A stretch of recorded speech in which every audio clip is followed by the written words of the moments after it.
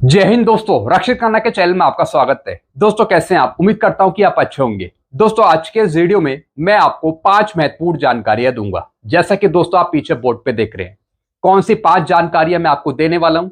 सबसे पहले दोस्तों मैं आपको इसकी जानकारी देता हूं। सबसे पहली जानकारी मैं आपको दूंगा, अगस्त 2025 का खुदरा महंगाई दर का आंकड़ा जारी हो गया है। जी हाँ दोस्तों, जैसा आपको पता है हर एक महीने महंगाई दर के आंकड़े जारी होते हैं और दोस्तों ये आंकड़ा है अगस्त 2025 का खुदरा महंगाई दर का।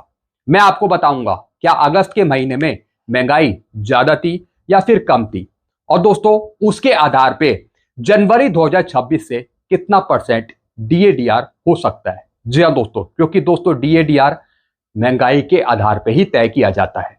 तो दोस्तों एक नई जानकारी आई है, ये जानकारी मैं आपको आगे समझाऊंगा।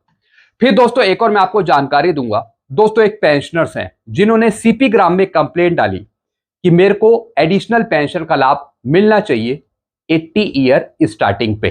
तो दोस्तों सीपी ग्राम से जवाब आ गया है। पेंशनर्स को बताया गया है कि आपको एडिशनल पेंशन का बेनिफिट कब मिलेगा, 80 साल खत्म होने के बाद या फिर 80 साल शुरू होते ही। तो दोस्तों जवाब क्या है, इसकी जानकारी भी आगे दूंगा। फिर दोस्तों एक और मैं आपको जानकारी दूंगा। दोस्तों आपके पास मैसेज आ रहे हैं कि आईटीआर भरने की लास्ट डेट है 15 सितंबर। तो दोस्तों इसी पर व्हाट्सएप पे और आपके फोन पे मैसेज आ रहे हैं, वार्निंग मैसेज आ रहे हैं आईटीआर भरने के। क्या मैसेज आ रहे हैं इसकी भी जानकारी आगे दूंगा।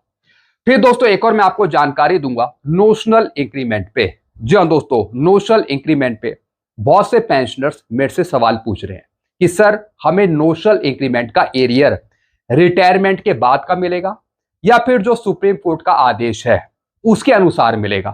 तो दोस्तों एक छोटा सा कंफ्यूजन है पेंशनर्स के मन में, वो मैं दूर करूंगा नोशनल इंक्रीमेंट पे। फिर दोस्तों लास्ट इंफॉर्मेशन मैं आपको दूंगा पीएमआर केस के बारे में। जी हाँ दोस्तों, एक पेंशनर थे जिनका रैंक था नायक, ये पीएमआर आए थे। कब आए थे दोस्तों? ये 31/3/2015 को। लेकिन दोस्तों इनको ओआरओपी नहीं दी गई, जिसके लिए दोस्तों इन्होंने एएफटी दिल्ली में कोर्ट केस किया और दोस्तों इसका जजमेंट आया 7 मई 2025 को। जी हाँ दोस्तों, कोर्ट ने कह दिया कि इनको ओआरओपी का लाभ दिया जाए, ओआरओपी 2 इनको दी जाए, ओआरओपी 3 इनको दी जाए। लेकिन दोस्तों अभी तक इनको ओआरओपी नहीं दी गई है। तो दोस्तों जजमेंट दिखाकर आगे समझाऊंगा। अभी का जजमेंट है मई 2025 का। तो दोस्तों बस यही जानकारियां जो मैं आपको देने वाला हूं, इसलिए दोस्तों इस वीडियो को आप शुरू से लेकर आखिरी तक देखेगा। वीडियो में आगे बढ़ने से पहले एक छोटी सी अपील मैं आपसे करूंगा, और अपील है चैनल सब्सक्राइब की। देखने में आया है 34.1% ऐसे पेंशनर्स हैं, फैमिली पेंशनर्स हैं जो बिना चैनल सब्सक्राइब किए ही वीडियो देख रहे हैं, जिससे क्या हो रहा है मेरी जानकारी या इंफॉर्मेशन सही समय पर उन तक नहीं पहुंच रही। तो दोस्तों मैं आपसे आग्रह कर रहा हूं, अपील कर रहा हूं कि अगर आप पहली बार मेरे चैनल पे विजिट करते हैं या फिर वीडियो देखते हैं तो दोस्तों सबसे पहले आप चैनल को सब्सक्राइब कर लीजिए, ताकि मेरी जानकारियां, एडवांस जानकारियां, इंफॉर्मेशन आपको तुरंत मिल पाए। वीडियो देखने के या फिर चैनल सब्सक्राइब करने के आपको एक भी पैसे नहीं देने। चैनल का नाम है रक्षित खन्ना, तो सबसे पहले चैनल को सब्सक्राइब करें। और दोस्तों जिन पेंशनर्स ने चैनल को सब्सक्राइब किया है उसका परसेंटेज है 65.9%। तो दोस्तों इस परसेंटेज को 100% तक पहुंचाए चैनल को सब्सक्राइब करके, ताकि आप लेटेस्ट जानकारियां, एडवांस जानकारियां पेंशन से संबंधित आप ले सकें। तो दोस्तों चैनल को सब्सक्राइब करना मत भूलेगा। चलते हैं दोस्तों सबसे पहली जानकारी की तरफ। पहली जानकारी मैं आपको दूंगा खुदरा महंगाई दर के आंकड़ों के बारे में। Consumer price index numbers on base इतना rural and urban and the month of August 2025। जी हाँ दोस्तों, अगस्त 2025 में खुदरा महंगाई दर के आंकड़े जारी हुए और दोस्तों जुलाई 2025 का जो आंकड़ा था महंगाई दर का, खुदरा महंगाई दर का, वो कम था। लेकिन अगस्त के महीने में महंगाई बढ़ी है। जी हाँ दोस्तों, अगस्त 2025 में खुदरा महंगाई दर बढ़कर 2.07% हो गई है। अगस्त में महंगाई बढ़ी है, जो कीमतें हैं उसमें उछाल आया है, जबकि जुलाई में यह 1.61% थी। जी हाँ दोस्तों, जुलाई में आंकड़ा था 1.61% का। अगस्त में हो गया ये 2.07%। अब दोस्तों यहां पे देखिए, सब्जियां, मांस, मछली, अंडे, तेल और वसा, व्यक्तिगत देखभाल उपचार, दोस्तों ये सारी चीजें महंगी हुई हैं। जी हां दोस्तों, इनकी महंगाई बढ़ी है अगस्त के महीने में।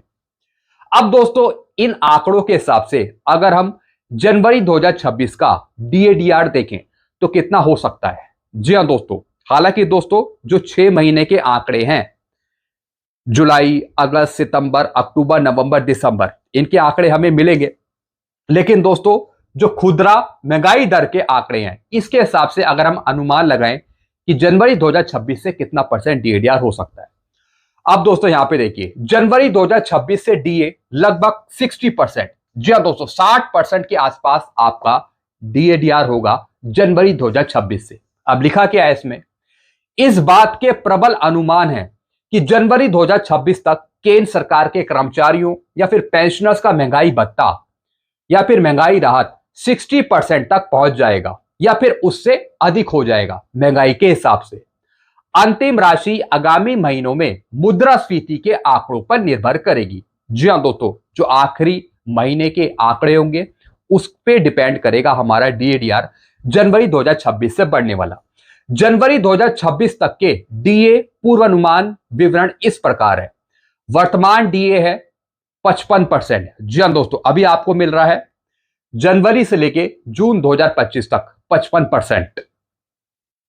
अपेक्षित महंगाई भत्ता जुलाई से दिसंबर 2025 तक, 2025 की पहली छमाही के मुद्रास्फीति आंकड़ों के आधार पर जुलाई 2025 में 3% की वृद्धि मिलेगी। जी हां दोस्तों, अभी 55% है, आपको मिलेगा फिर उसके बाद 58%, 3% की बढ़ोतरी, यानी डीएडीआर आपका होगा 58% जुलाई से बढ़ने वाला।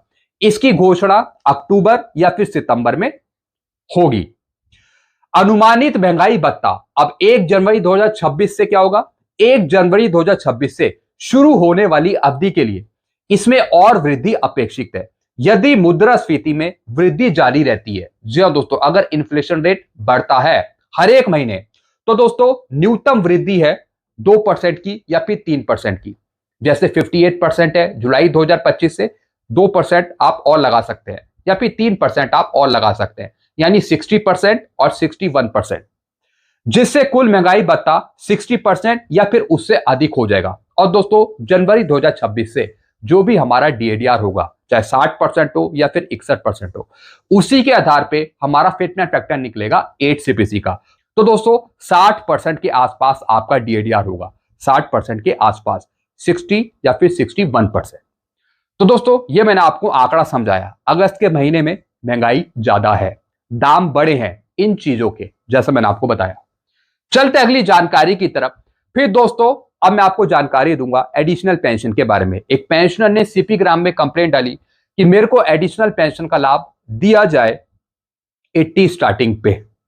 हालांकि दोस्तों इनको एडिशनल पेंशन का लाभ मिल चुका है, लेकिन 1 साल का इन्होंने एरियर मांगा है।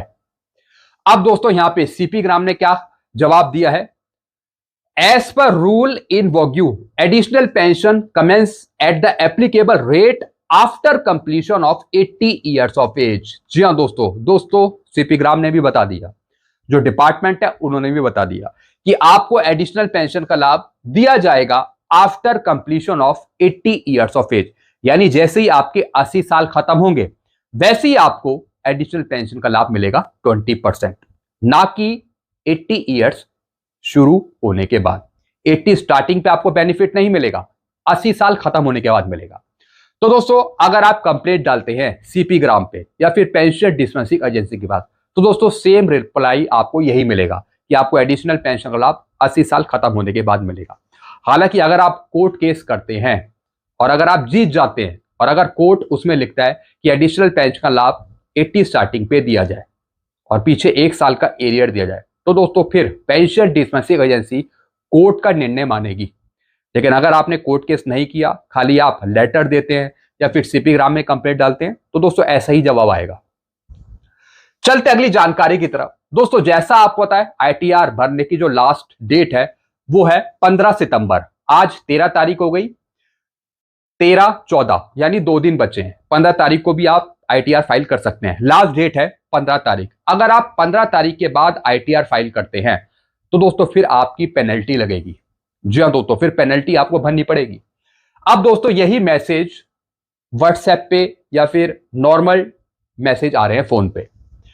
Only 3 days remain to file your income tax return. Deadline is 15 September 2025. Last date है 15 तारीख। If you miss it, 5,000 late fee, 1% monthly interest, higher scrutiny risk. जी हाँ दोस्तों, अगर आपने आईटीआर भर दी है तो कोई दिक्कत की बात नहीं, इस मैसेज को आप इग्नोर कर सकते हैं। लेकिन आपने अगर आईटीआर फाइल नहीं करी या फिर आप भूल गए हैं तो दोस्तों आपको याद दिलाने के लिए ये मैसेज जारी हो रहा है कि 15 सितंबर तक आप आईटीआर फाइल कर दें, ताकि उसके बाद फिर आपकी पेनल्टी ना लगे। अगर आप 15 तारीख के बाद भरेंगे तो दोस्तों फिर आपको और पैसे देने पड़ेंगे परसेंटेज के हिसाब से, फिर आपकी पेनल्टी लग जाएगी। तो बेटर है कि आप 15 तारीख तक या फिर 15 से पहले आईटीआर फाइल कर दें। और दोस्तों ये मैसेज हर एक के पास आ रहे हैं, मेरे पास भी ये मैसेज आया है। चलते हैं दोस्तों अगली जानकारी की तरफ। फिर दोस्तों मैं जानकारी दूंगा नोशनल इंक्रीमेंट के बारे में। दोस्तों एक पेंशनर थे जिन्होंने कमेंट किया, notional increment to 30 June 31 December retired pensioner. I was retired from ministry of defence. दोस्तों एक पेंशनर्स हैं जो रिटायर हुए मिनिस्ट्री ऑफ डिफेंस से, रक्षा मंत्रालय से। कब रिटायर हुए दोस्तों? ये 30 जून 2014 को। माई नोशनल इंक्रीमेंट इफेक्टेड फ्रॉम 1 जुलाई 2014। ये कहते हैं कि मैं 30 जून 2014 में रिटायर हुआ, मेरे को नोशनल इंक्रीमेंट मिलना था 1 जुलाई 2014 का। But as per supreme court order financial effect from 1 मई 2023। जी हाँ दोस्तों, जैसा कि सुप्रीम कोर्ट का आदेश था कि जो फायदा मिलेगा, एरियर मिलेगा, वो मिलेगा 1 मई 2023 से। My office submit case to audit for grant for increment. जी हाँ दोस्तों, इनके ऑफिस ने इनका केस सबमिट किया और दोस्तों फिर उसका ऑडिट भी हुआ इंक्रीमेंट देने के लिए। उसमें क्या लिखा? 1 जुलाई 2023 से in order to date of increment. जी हाँ दोस्तों, ऑडिट हुआ और उन्होंने पाया कि इनको नोशनल इंक्रीमेंट दिया जाएगा 1 जुलाई 2023 से। फिर क्या लिखा है? अब दोस्तों ये कंफ्यूज है, ये पूछ रहे हैं एनी मेंबर में clarified whether payment of arrear be granted from 1 मई 2023 या फिर 1 जुलाई 2023। दोस्तों अभी भी ये कंफ्यूज है, ये पूछ रहे हैं कि मेरे को एरियर जो है वो 1 मई 2023 से मिलेगा जैसा कि सुप्रीम कोर्ट का आदेश है, या फिर 1 जुलाई 2023 से मिलेगा।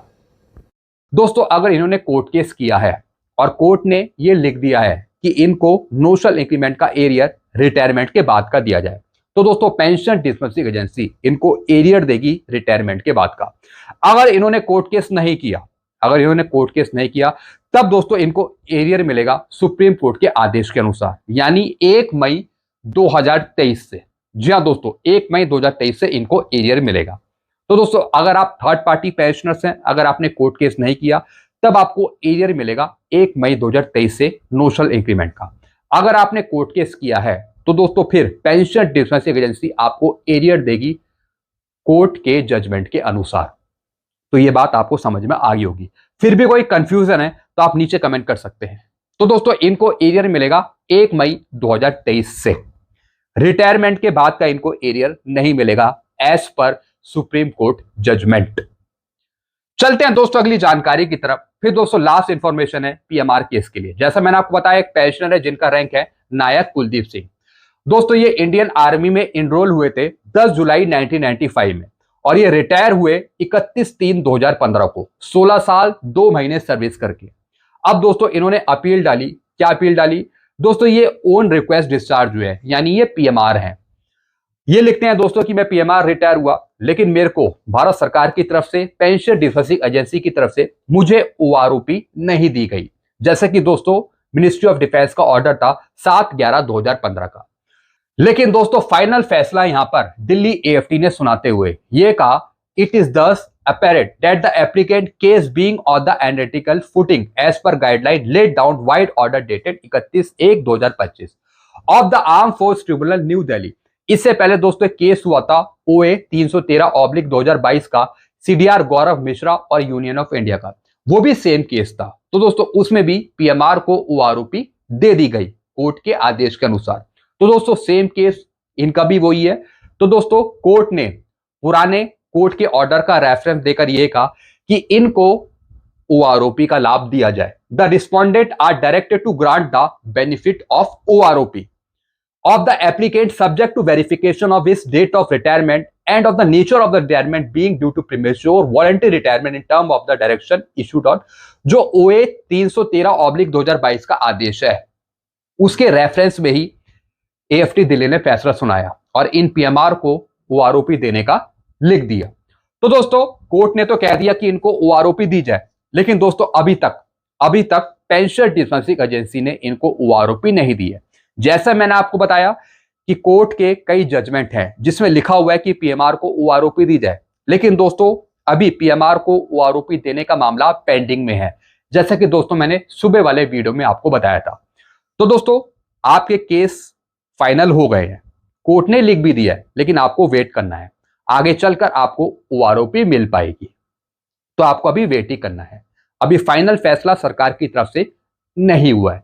जिन्होंने कोर्ट केस किया है और वो जीत गए, उनको ओआरओपी देने का मामला अभी पेंडिंग में है, उनके अभी तक पीपीओ इशू नहीं हुए हैं, तो आपको थोड़ा वेट करना है। और जिनके केस अभी चल रहे हैं उसे चलने दीजिए, वो आगे चलकर जब फाइनल होंगे उसके बाद आगे देखेंगे कि उनको पेमेंट होना है या नहीं होना। फिलहाल अभी ये मैटर पेंडिंग में है। तो दोस्तों आप थोड़ा यहाँ पे वेट करिए, आगे चलकर इसका भुगतान होगा पीएमआर को ओआरओपी देने के लिए, मिल जाएगी ओआरओपी, लेकिन अभी आपको सिर्फ वेट करना है, वेट। तो दोस्तों बस यही जानकारियां थी जो मैं लेके आया था। आई होप सारी जानकारी आप अच्छे से समझ होंगे। तो ऐसी जानकारियां, लेटेस्ट इंफॉर्मेशन आपको मिलती रहेगी इस चैनल के माध्यम से। तो सारी तमाम जानकारियां पाने के लिए, एडवांस जानकारियां पाने के लिए, लेटेस्ट इंफॉर्मेशन पाने के लिए आप चैनल से जुड़ जाइए, चैनल को सब्सक्राइब कर लीजिए। चैनल का नाम है Rakshit Khanna. Thank you so much.